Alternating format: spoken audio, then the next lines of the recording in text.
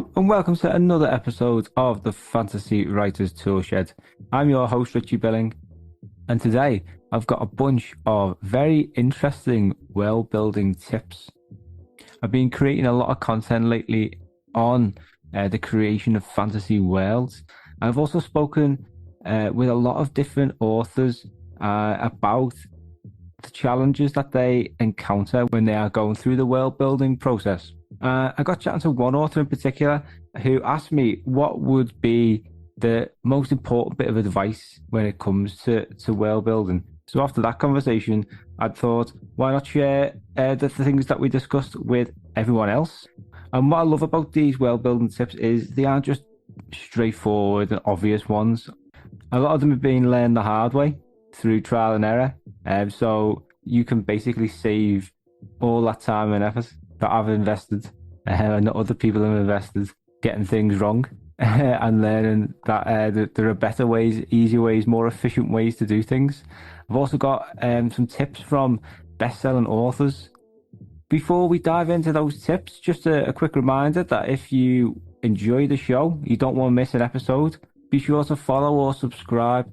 And if you really do like the show, enough to leave us a rating or a review, please consider doing so. It's a great way to support what we do, and it helps other people discover the show as well. And an even better way to help people discover the show is to share it with them.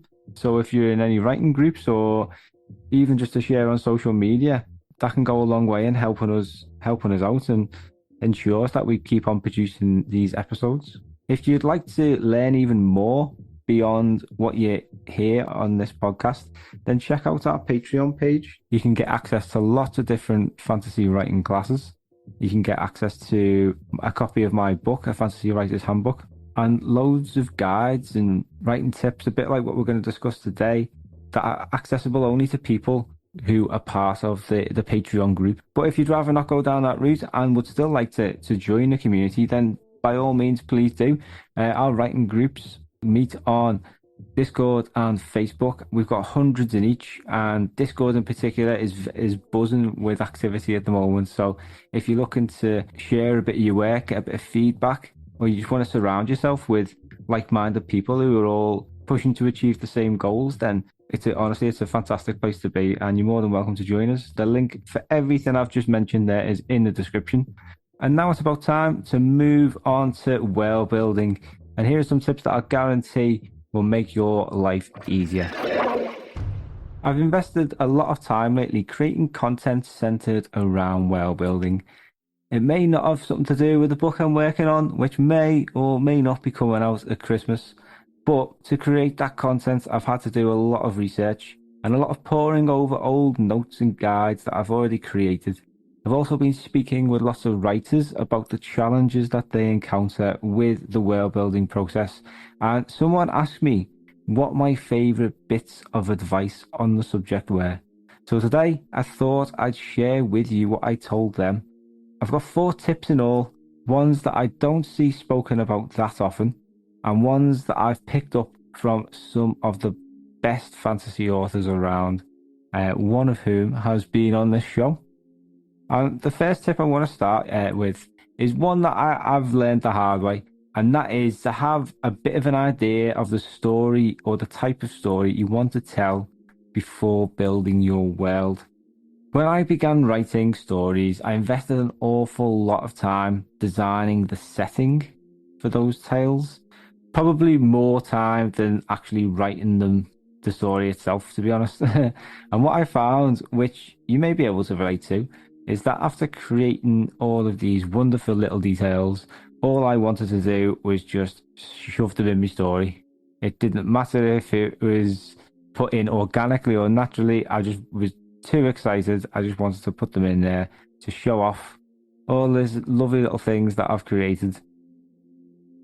Now, I think I realised the extent of the problem when, after spending about 2 or 3 years writing my first novel and obviously learning a lot about writing along the way, I went back to the first chapter, and it was still in first draft form, and it was 12,500 words long, which is an absolutely insane amount for a chapter, let alone an opening chapter when you're trying to draw readers in. That's just going to put people off. And to be honest, when I was reading it, I was so bored because it was just one big info dump. And obviously now I've learned that that can be just a natural part of the process, especially first drafts, because I regard first drafts as you just telling yourself the story.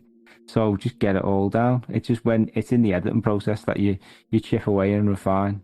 And sometimes a few info dumps do slip through, but usually feedback from beta readers can detect when the balance is probably tipped a bit too far in the wrong way. But what can be difficult as well, as you may know from experience, is that beta readers can be hard to come by. So I've tried to incorporate a bit of a checks and balance system into my own approach to world building, which guards against the copious dump of dull information. And I call my own method natural world building, and it's built upon three key principles: to build only what's necessary to tell a story, and to reveal relevant details in natural ways. So NRN, necessity, relevance, and natural inclusion. Well, it should be NRI, but NRN's better. So what this does is, by keeping these three principles in mind, it guards against spending lots of time building parts of the world that your reader will never see and you may never ever use at all.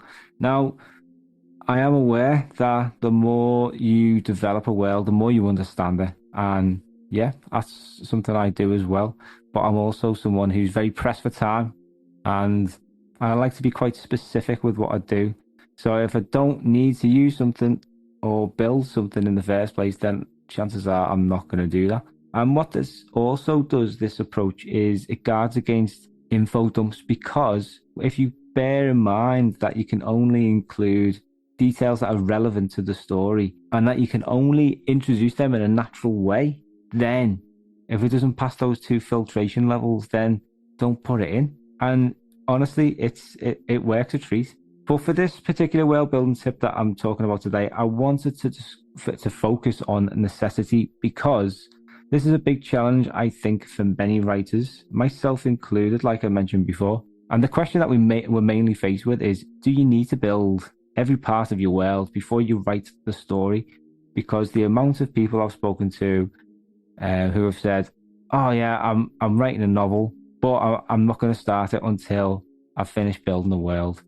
And I just think, no, just you need to start writing the story. You don't want to be trapped in a cycle of procrastination when all you do is build the world.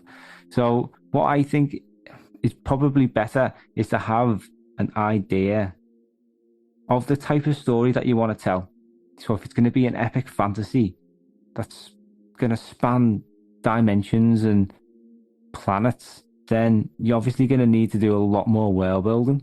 But if you know that your story is going to be focused on one city or town, then the scope is going to be a lot narrower, and you're not going to need to build much beyond that town or city. It's like a mechanic fixing a car. They don't order every possible part before they've looked at what the problem is. Chances are they may only need a handful of parts to get the job done. And the same applies to world building. I just think if you look at it like that, you're going to save loads of time. And the bits that you are going to focus on, you can develop a lot more because you don't really feel stretched creatively. Now, like with any tip, this is just my own opinion, and you might completely disagree, and that's totally fine because everyone approaches world building differently. And this sort of segues nicely into the second tip of the day, which comes from Adrian Tchaikovsky, who was on this show a few episodes ago. And he is a person who I admire for his ability to create fantasy worlds that are always so immersive and so unique. And when I asked him about this on the show, he shared a very simple tip that may help you find unique angles. And that is to simply ask, what if? So when you're thinking about ideas for your fantasy world, essentially the task is to come up with a base idea and then to spin it or twist it in some way.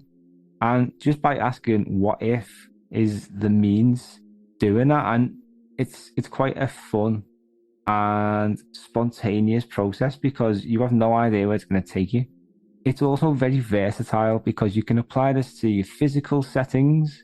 So the way your world is, like the climates, the oceans, the rivers, the mountains, the wetlands, the ice caps, the volcanoes, anything like that. I mean, what if volcanoes spewed chocolate? Yeah, that's a daft thing, but you know what I mean. If you're writing a fantasy comedy. But you have even more fun when it comes to the cultural side of things because you may already know, when we're building a world, the cultural settings, everything that isn't physical, so everything that's man-made, and the scope is vast, and you can have a lot of fun exploring the different possibilities and also the knock-on effects. And something that I really liked that illustrates this knock-on effect is in Rachel M. Shaw's book Sakara Nights. So people, if you are familiar with Rachel, and she was on the show earlier in the season.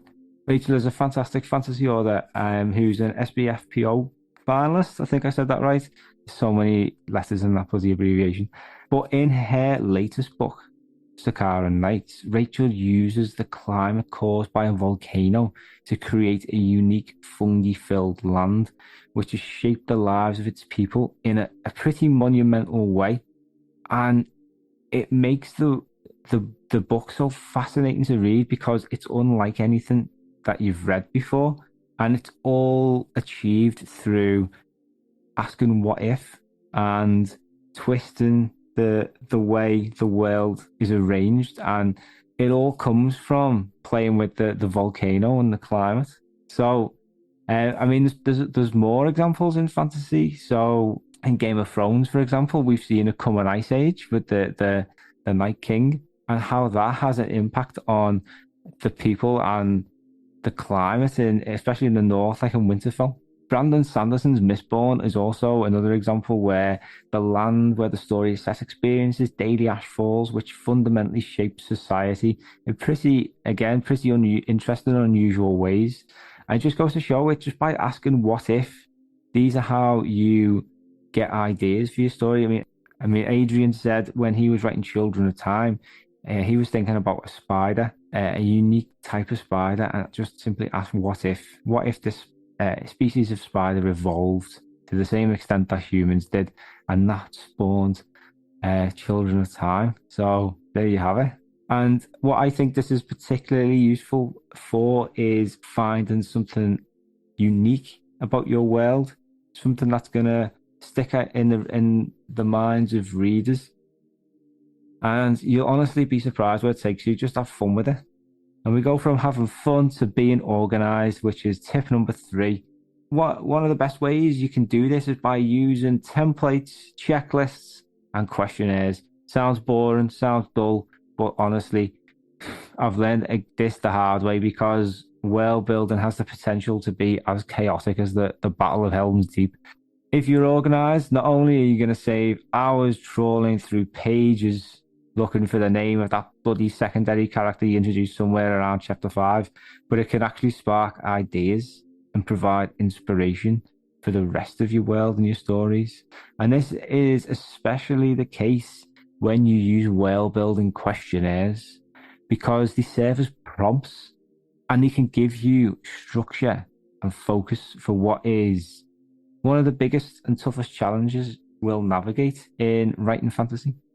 I've got some examples of questions just to give you an idea of how they operate and the use that they have. And if you'd like to find any more, I can't recommend more highly the website of the Science Fiction and Fantasy Writers of America, which is www.sfwa.com. And they have probably the most extensive list of world building questions I've come across. Covers every aspect of your world. And I just wanted to give you some examples. There's a few questions here on magic systems. So, is there anything that your magic cannot do? Is there a limit to magical power? How do people try to evade this limit? Do magic wielders pay a price for their abilities, such as being forced to study and devote their lives to it, or having to be celibate, or do they have to have an early death? Now, politics. Is there a ruling class? If so, who governs? Is it an elected government? Is it a monarch or is it a tyrant? What unites people politically? Is it a sense of justice or a corrupted beliefs built on the likes of racism or any kind of policy that's to sow division in society? And are people politically motivated to act, such as protesting or rioting, or is there a lot of apathy or oppression? Likewise, there's questions on food, like what is the staple food in people's diet? Is it potatoes? Is it rice? Is it bread? If they live by rivers or coast, is it fish? Is food easily grown? Like, for example, the Vikings had to leave or decided to leave their homeland to find land that's better for farming. So, do they have to import food if they can't grow it?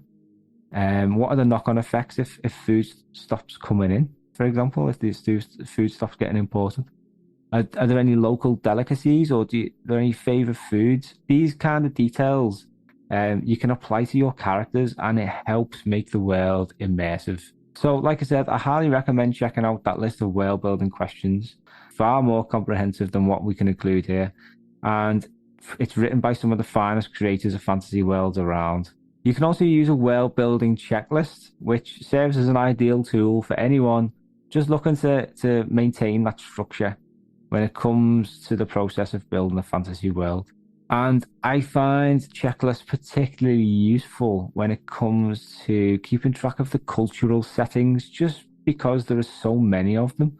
And these cultural aspects can be quite varied too. So, for example, we mentioned food. We've got so weapons. We've got clothing, fashion, civil rights. I mean, that's barely scratching the surface. Now, I do have a template, a world building template / checklist, which does have a list of the fundamental world building cultural settings that you can download this template for free, and you can use it as a checklist, and you won't miss anything that's integral to a world. But from there, you can add more to the template and you can go off on tangents that are relevant to your story. And I personally think you don't need to define everything in absolute detail. For some cultural settings, you may just have a line or two, but for others, like civil rights, for example, if your story is about issues like that to do with that in your story, then you're going to write a lot more about it. And I mentioned that world building template also helps with the physical side of the world as well. So it'll ask you about mountain ranges, are there any landmarks, rivers, are there any towns located close to rivers and cities built on rivers, the banks of rivers. And like I said, being organized, if you've got all of this information in one place, it makes the editing process so much easier, because you're not having to troll through all your notes, all those pages of drafts. You can just open your world building documents, look for what you need, and yeah, it's going to save you a lot of time, a lot of headaches. And also, something that I always do is using the same name twice for things without realizing, so that can get quite confusing. And lastly, a tip that I really quite like, it's very simple, but it has the ability to take your worlds to whole new levels, and that is to join and get involved in communities, particularly our world building and other communities like the Writers Toolshed. I find these groups, these online places, one of the best ways to get ideas, to discuss my own ideas, to learn new things, and to find inspiration. I mean, our world building community, for example, which is a dedicated space on Reddit, and it's one of the biggest and best communities for werewolves. It's got close to 1 million members. So if you like writing fantasy, RPG, tabletop games, if you like sci-fi, any kind of story that involves a bit of world building, bit of creation of something that's a little bit different, creation of a setting that's a little bit different, it's ideal. But not only for writers, it's also for artists, for game masters, musicians, programmers, scientists, even philosophers. And I'd even throw psychologists and sociologists in there, because all of them considerations are vital. when it comes to building worlds.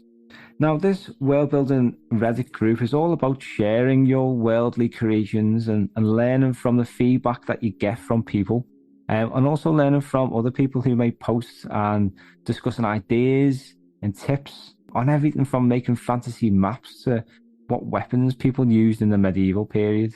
All you need is a Reddit account, and when posting and commenting, I mean, you just got to you stick to the rules, all of which are pretty straightforward.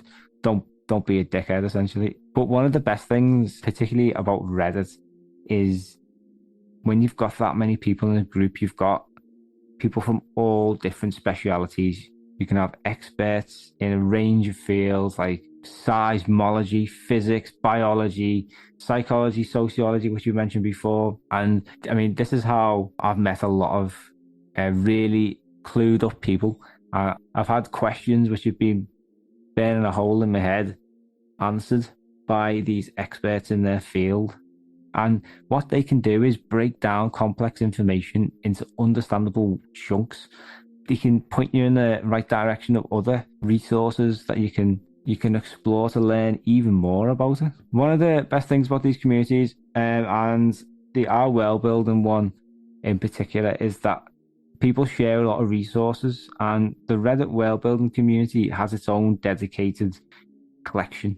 So particularly if you're starting out, it's similar to the SFWA questionnaire, only that these guys are well more detailed, and you can find resources on how to make maps, how to create solar systems, world building and religion, everything down to plate tectonics. There's a complete guide on getting started with the world creation process, which covers everything from finding the first sparks of ideas developing them into an actual place, how to name landmarks and places, and the influence that could have on your characters. They've also got a mega thread on organizing world building notes, which again, we spoke about organization there before.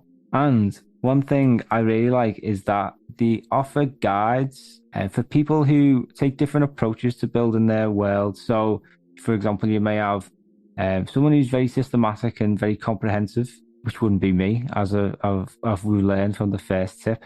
But it also appeals to people who are more on the pantser side, who like to discover things as they go along. And these guys give you tips on how to approach it if you like writing in these different types of styles. Guidance can also be found on a variety of different world building apps, websites, and programs. And there's a good few guides on creating maps using online tools like Incarnate, which is very helpful indeed. So in all, it's a terrific crop of resources for anyone interested in creating worlds. And I also have my own guide on this specific topic, our world building, which you can find in the description. And don't forget, my own writing group is available to anyone who wants to get involved and discuss world building. We've got loads of world building related posts. We've got a dedicated thread all about building worlds, and it's open to everybody. And the link to join is in the description. And within a few minutes, you can be chatting with hundreds of other people about your fantasy worlds. So there we have it, 4 tips. I've tried to go for ones that I hope you haven't heard before, but ones that have really helped me over the years, and I really hope they help you too. If you'd like to learn more about world building, I've got a bunch of guides in the description, and no doubt we'll be returning to this monster of a subject in the future. So there we have it, a bunch of world building tips which have really helped me over the years. I've learned some of them the hard way, as you've discussed there, and I hope it helps you out in some way. If you enjoyed today's episode and you don't want to miss the next one, which is due out on the 28th of September, then be sure to follow or subscribe. You'll get a notification that way. And if you really did enjoy today's episode, a quick rating on the Spotify mobile app would be very, very appreciated. And also a share on the likes of social media or with anyone you think may be interested in our little ramblings. If you'd like to take your learning beyond this podcast, check out our Patreon page, constantly updating it with new things. You can get access to writing classes, pretty much a full course on how to write fantasy, which covers the fundamentals of writing a novel, how to edit that novel, how to create characters, and how to build worlds. So if you want to learn more, head over to Patreon. You can get access. There's all different tiers. Pick what one suits you best.